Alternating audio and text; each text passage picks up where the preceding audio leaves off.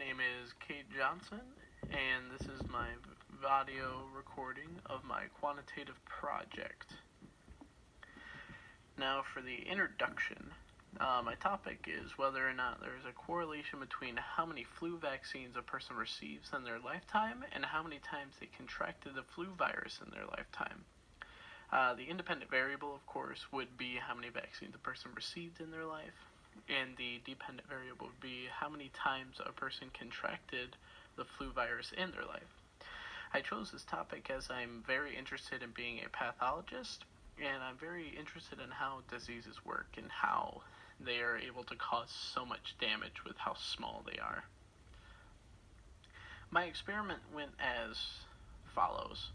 I mainly went around and just asked people wherever I could find them to partake in my survey. This could be a form of random sampling, therefore. I asked anyone that I could speak to. It mainly happened in the Student Center of KCC, however. My sample, therefore, would be KCC students, and the population would be the people of Battle Creek. I started to take the data on around March 12th and stopped when I reached the minimum of 30 people. It took about 2 weeks to collect all the data, and the experiment was just a simple survey which asked about 3 demographic questions and 2 questions that actually pertain to the variable. My demographic questions were as followed: how old a participant was, what was their gender, and what race there were. The 2 questions that actually pertained to my variables were: how many flu vaccines did you acquire throughout your life? And then they just answered with a number. And then the second one was: how many times did you contract the flu virus specifically in your lifetime? And they answered that with a little bit of a number. The results came as followed. The results were really odd in how it actually should have came out logically. The mean was 7.83 for the independent variable. The standard deviation was 5.59. The median was 8. The modes were 0, 9, and 10. The range was 20. For the dependent variable, it was about 2.73. The standard deviation was 3.09. The median was 1.5. The mode was 0, and the range was 10. Now, in terms of number of vaccines and the frequency of such, it was odd because a lot of people, a majority of the data that I collected, a majority of the people got a low number of vaccines. 0 to 4 vaccines acquired, there's a frequency of 9. And about 5 to 9 vaccines, there was a frequency of 10. While about 10 to 14 was about 6, and 15 to 20 was about 5. Continued slide on the results. However, it was odd because the number of times people were sick, lower, about 0 to 4, was very, very high. The frequency was about 23, and the number of times sick higher than 4, so 5 to 10, was about 7, so that was a very odd finding. Here there's 2 graphs that I found that were showing the comparison for frequency. So we have frequency versus the number of times sick. We can see the huge difference there.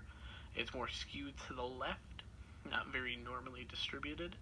But frequency versus the number of vaccines, very skewed to the left. But the right side, it's not as low as it could be if it was skewed to the left.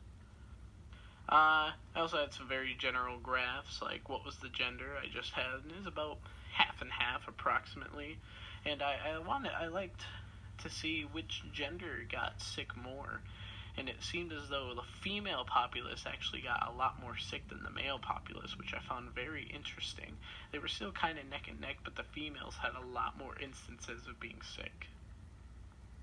Then I had a comparison of, I actually graphed out how many flu vaccines a person had, and how many times they actually contracted the flu virus, which I found very interesting. I also have what race people were, and then the number of vaccines, and it would seem as though the white populace, Caucasian people, seem to get more vaccines than all the other one, except for one oddball where we have Asian, and they had neck and neck with the same person next to them.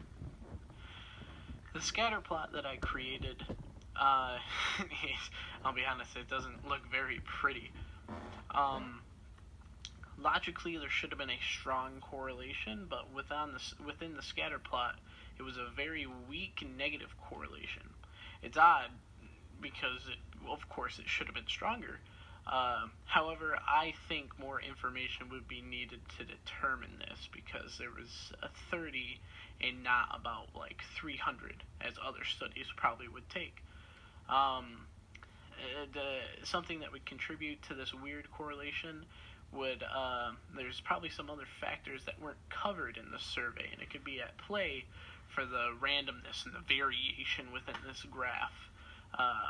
Some of the factors could be general hygiene, proper aseptic techniques, proper anything that would have anything to do with hygiene, where people are hanging out at. If they're hanging out with people that tend to be more sick, they're gonna contract the flu virus a lot more. If they are not as healthy, they don't eat as well, they have a suppressed immune system, that could also be a factor within play. Down to the discussion of my survey, if there was any bias in it, I did have some of my friends do the survey, so there was a tiny bit of bias in that fact, but a majority of it I went and asked people that I didn't really know. There was a lot of limitation within my survey in my study because I went out and asked people. I had to physically, actively go out and ask people to partake in my survey. I didn't send my survey to anyone. I think the extreme variables that I had could have influenced the regression of the whole survey. Once again, it logically makes sense that when you have a vaccine that it would be harder for you to contract the disease. It should have worked a lot more, but I don't think the other variables were noticed within the study. Noted within the study. Excuse me. The conclusion of this, the results of my summary showed a vague correlation between the independent and dependent variable. Once again, it doesn't make any sense logically because other studies have shown the effectiveness of vaccines. However, I think there were some other variables that weren't accounted for. There is a correlation, however, and it should be taken that people seem to get less sick from a disease if they have a vaccine administered to them before they can encounter said disease. I would think that having a lot more people to work with in a study like this would give more information / not make the data as skewed, as the study would have more information to work with. Once again, the factors that could come into play, the aseptic techniques, hygiene, health, a working immune system, anything like that could be the other factors that weren't accounted for within this study. Reflections on the course. It was the first time I've ever taken a stats class ever in my life, and it was a lot different than, say, Algebra 1 or Pre-Calc that I took in high school. A lot different than the algebra course that I took here at KCC. It was harder, so I did tend to procrastinate a lot more, unfortunately, and I didn't understand a lot of the concepts because stats is a hard class and everything. However, I did have fun and I did enjoy it. David Tanner did make the class enjoyable with his jokes and how nice he was and how he was willing to help people if they did have a problem and everything. Help to the best of his ability and to the best of our ability to understand, of course. Overall, I did have a very fun time in the course, and I am very glad that I took it. And this would be the end of the presentation.